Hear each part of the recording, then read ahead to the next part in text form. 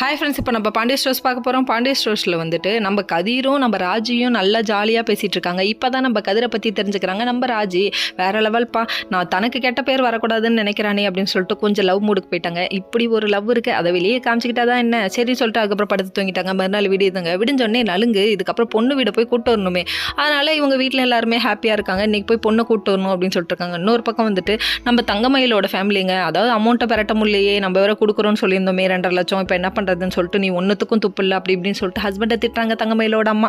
வேறு வழி இல்லையே, என்ன பண்ணுறது, ஹஸ்பண்டால் எதுவும் பண்ண முடியலன்னா ஒய்ஃபுக்கு திடீர் தானே இருக்க முடியும் அப்படின்னு சொல்லிட்டு அவங்க ரொம்ப ஃபீல் பண்ணுறாங்க.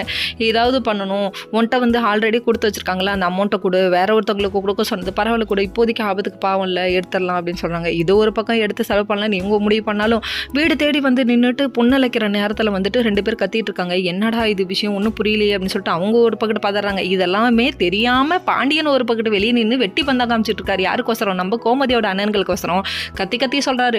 பொண்ணு வீட்டில் அவ்வளோ செய்கிறாங்க, இவ்வளோ செய்கிறாங்க, பொண்ணு வீட்டில் நாங்கள் பொண்ணுக்கு அவ்வளோ செய்கிறோம், இவ்வளோ செய்கிறோங்க, நாங்கள் இதெல்லாம் யாராவது கேட்டாங்களா, ரோட்டில் உட்காந்துட்டு இந்த கத்துறாம்பரு அப்படிங்கிற மாதிரி ஆயிடுச்சு.